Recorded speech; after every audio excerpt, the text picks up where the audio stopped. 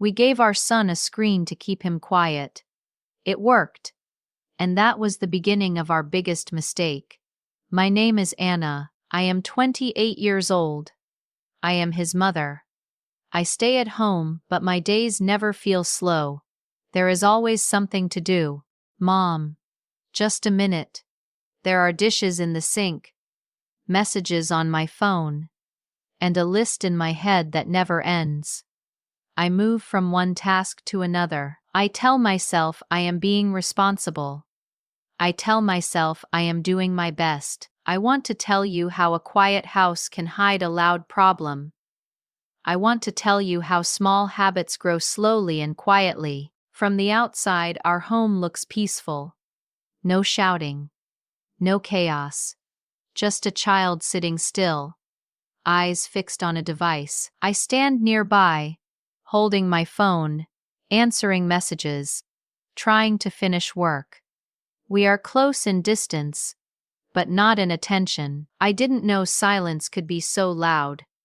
I didn't know I was starting something I would later regret. At the time, it felt normal. It felt helpful. I did not see the signs. Have you ever said just a minute without looking up? When Leo was born, we were full of excitement. I held him close and watched him sleep. His hands were small. His breathing was soft and steady. Our home felt warm and hopeful. When he cried at night, I picked him up right away. I walked around the room and sang to him. He looked at my face. I made eye contact and smiled. In those days, I believed love meant staying close all the time. But life changed slowly. I stayed home, yet work followed me everywhere. Messages came in all day. I tried to balance everything. I wanted to be a good mother and still complete my tasks. When Leo reached for me, I often said, "We will play later." At first it sounded small, harmless. At dinner, I placed my phone next to his plate. He moved in his chair and pushed the food away. "Eat first." "Look." I turned the screen toward him. The blue light caught his eyes. He became quiet. I could finally focus on my work. It felt like a simple solution. I did not see the change yet. When a habit becomes normal.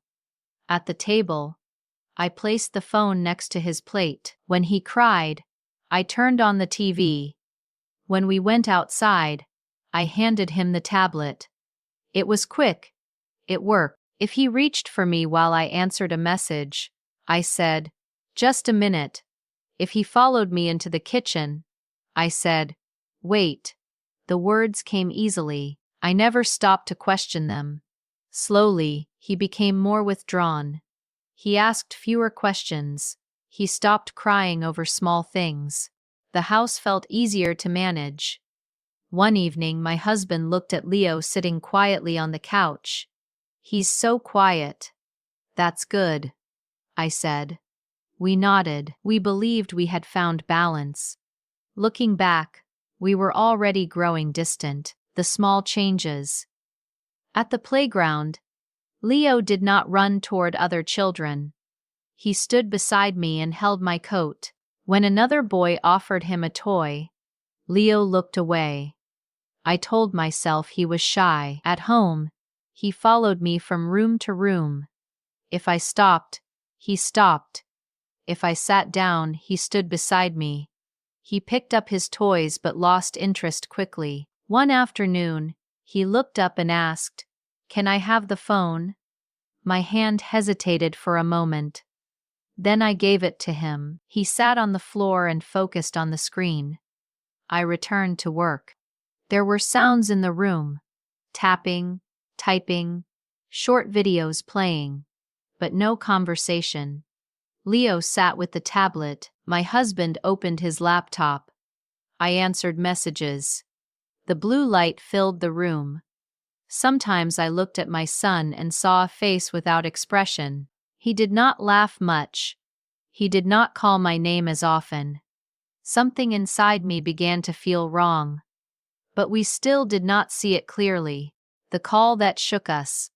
One afternoon, the phone rang. I almost ignored it because I was busy. Leo was in the living room with his tablet. I answered. The teacher's voice was calm. Too calm. She asked if we could meet after class. 2 days later, we sat in her office. Leo stayed very still beside me. He struggles to focus, she said gently.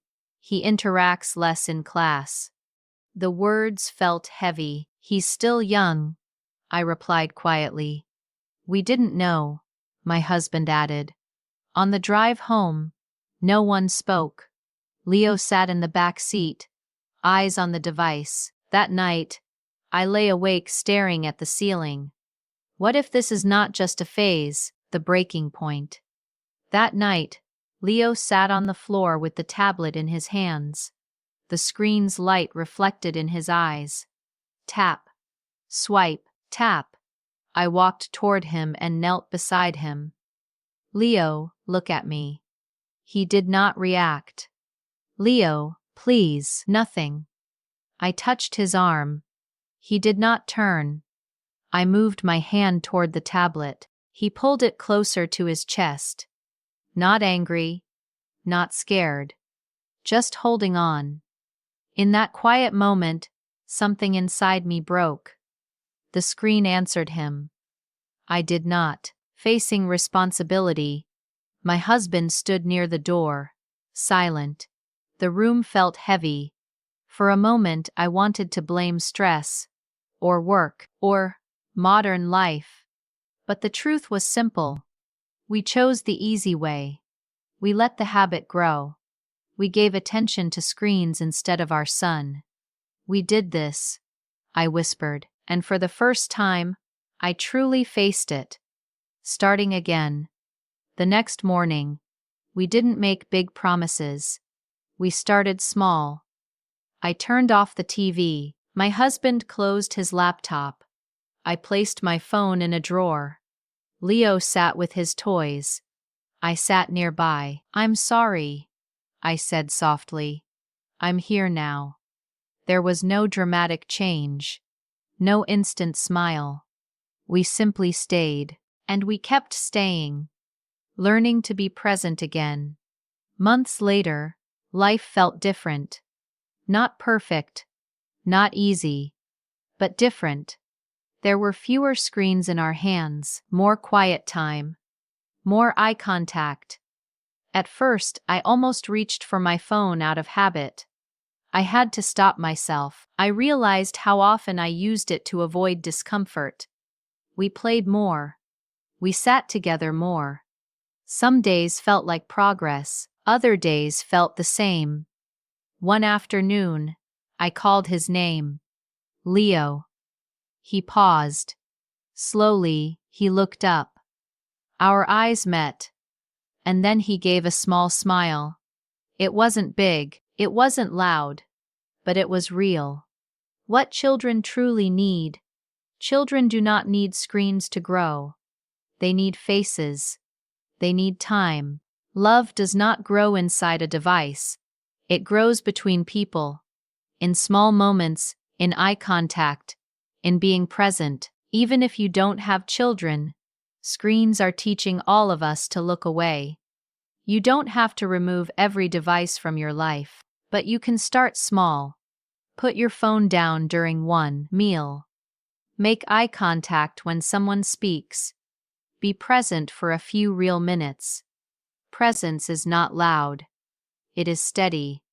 It is real. Do you remember your life before screens felt normal? If this story stayed with you, it may stay with someone else too. See you in the next one.